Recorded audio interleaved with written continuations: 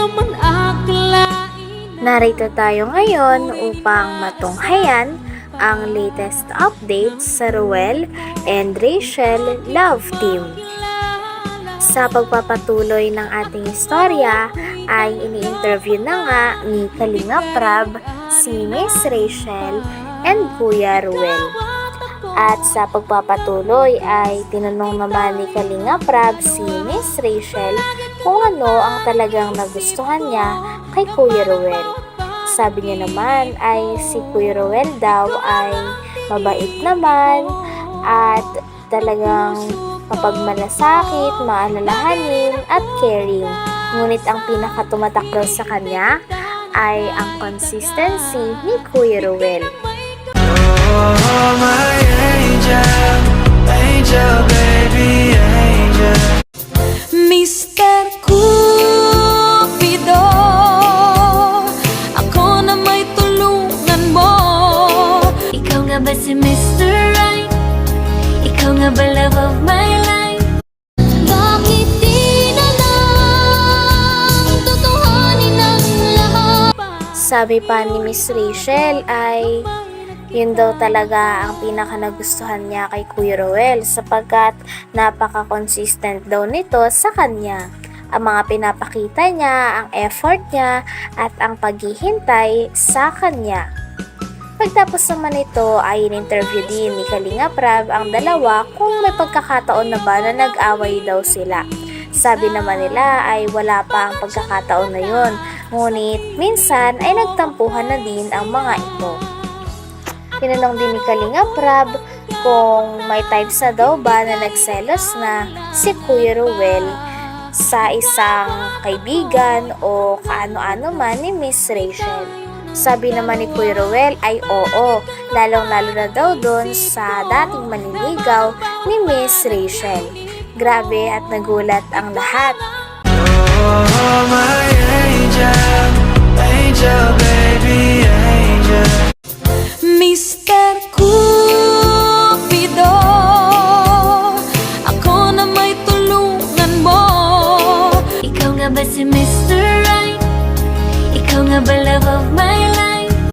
Bakit di na lang tutuhanin ang lahat? Tinanong din ni Kalinga Prab kung ano ang pinakagusto na bagay o ugali ni Kuya Ruel and Miss Rachel sa isa't isa. Tinanong niya din si Miss Rachel kung ano ang pinakaayaw niya na ugali ng mga manliligaw sa kanya. Ano po siya ng mabait, tsaka matulungin din. Pero mas tumatak po sa akin yung pagiging consistent niya. Consistent saan? Sa lahat po. Like, Sa kalingap, tsaka sa paghihintay sa akin. sa tagal-tagal niyo magkilala, nag-away na ba kayo? Hindi naman po. Hindi pa. Hindi pa. Kahit tampuhan? Matampuhan siya. Oo, tampuhan okay lang. Siguro normal lang yata yan. Tatampuhan na pala bro. Anong ibig sabihin nun? Sa bagay, sa magkaibigan, nagtatampuhan din, ha? Ito naman, ikaw muna, Rachel. Ay, si Ruel muna. Kinakabahan sa Rachel, ha? Kinakabahan! Tutok mo nga dito electric fan, ano? Para tong recitation. Ito, dapat totoo lang. Bawal lang showbiz na sagot. Hindi ako na-inform, may recitation pala kayong araw. Ikaw, Insan Ruel, nagselos ka na ba? Uy, ikaw, nagselos ka na ba? To be honest talaga, yes, nakaramdam ako ng selos. Ngayon pa man nung nalaman ko talaga na may manliligaw si Rachel. Oh, normal yan, syempre. Talagang hindi ko man talagang inasahan na mafe-feel ko yung pagkaselos. So, ayun, marunong naman ako mag-control and then marunong din ako kung anong tamang gawin. So, talagang nakahandle ko dun na positive way. Normal yan. Siyempre, kapag yung crush mo, may ibang nanliligaw, no? Kahit naman sino. Ikaw naman, Ano ba yun? nagselos ka na ba? Ay, hindi Pero, pa. hindi pa. Hindi pa man. Kahit dun sa ex niya, hindi pa. Ay, hindi naman po. Ayun po, si Roy lang po pala nagselos. Rachel, halimbawa, 18 years old ka na ngayon. Ngayon mismo oras na to. Papayag ka na bang magpaligaw kay Roel? Kung papayag si Papa. Safe bro, yung sagot. Safe. Pinasa kay Papa. Pero kung sa'yo lang, are you open na magpaligaw? Sa isang Roel of Malalag? Oo naman po, pero hindi ko pa siya masasagot sa ngayon. Kasi, syempre po, marami po akong mga mas priority. Tsaka, andyan lang naman po yan. Kung talagang seryoso siya, bakit hindi? Pagdating ng panahon. Parang magpapaligaw ka, tapos titest mo kung talagang ano siya. Kung talagang seryoso sa akin, kung hanggang saan ang kaya niyang gawin sa paghihintay. Pero siyempre, kung tanong ko na to kay Roel, matik nang sagot niyan. Kung 18 siya, siyempre, ano minsan? Di ba? Tagal nang naghihintay siya no? Ito naman. Para kay Rachel. Oy, real talk to. Sigurado magugulat ang mga viewers natin dito. Nung bago mo makilala si Insan Roel, may iba ka bang crush? Meron po. Meron. Ngayon, crush mo pa rin ba? Hindi na. Hindi na.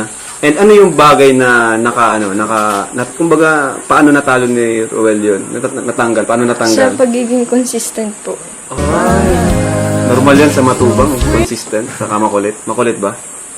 Sobra. Sabi ko na, tatak matubang yan, makulit. Tapos tatak matubang, tapos walang absent. Nung niligawan ko si Jack, wala akong absent palagi ko nasa kanila. Grabe. Nasa pa lang tayo. 1% pa lang yan. Nakakabang tanong.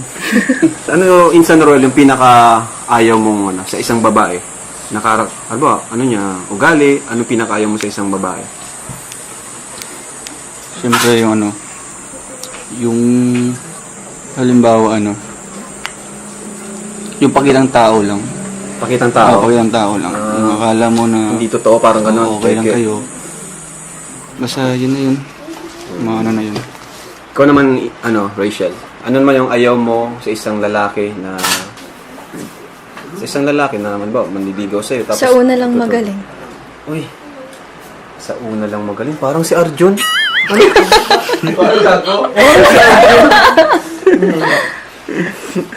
Sa una, papakitaan ka ng mabuti, pero pag naging kayo na, pag nakuha na yung gusto, wala na. Grabe. Narinig mo yun, Arjun? Opo. Kung sakaling, kung sakali lang to, mga Rochelle fans, kung sakali lang.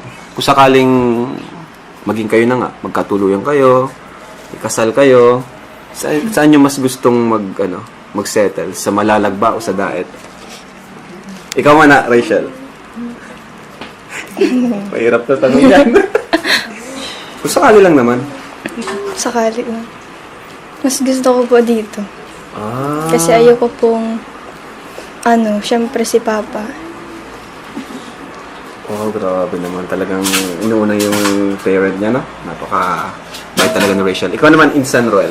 Sa akin talagang, di ba sa lalaki naman, medyo okay naman sa kanila. Na medyo mapalayo sa sila yung mga mag-adjust, pamilya. So, gusto ko na dito na isa din yan kasi gusto ko na mas mapalapit sila Rachel doon sa kanyang papa, no? Alam naman natin na talagang siya yung breadwinner ng kanyang pamilya. So gusto ko na malapit lang siya or malapit lang siya sa kanyang pamilya. Hindi na papalayo. If ever man na mangyari yun. Okay. So ikaw, Rachel, umiyak ka na ba kay Roel? Umiyak, hindi pa. Hindi, halimbawa yung parang, hindi ko sabihin na sa kulungkutan mo, kaya may dinadalang problema, nag-share ka sa kanya, tapos naluha ka. Parang ganun. Umiyak ka na ba sa harap ni Roel? Hindi po ako umiyak sa harap niya. Hindi niya sa harap niya? Bali lang. Siguro. Siguro kapag nag-uusap kami sa nag-uusap chat. kami. Sa chat, yan. Nag-iyak po ako. Ikaw naman, Insan. Siyempre, nung mga nagsishare ako ng problema sa kanya, hindi ko man pinapa-feel na talagang umiyak ako. Pero, Teary-eyed, parang lang talaga. Pinipigilan mo lang. totoong emotional din. Gaya ng anong kasing problema? Personal problems, Personal problem. Family, ganon. Family, Family, and talagang sarili. Di ka rin nag-anilangan pa. Hanggang dito na lamang muna ang ating latest update sa Ruel and Rachel Love Team. Maraming salamat sa inyong panonood. Bye! Naman ang bawat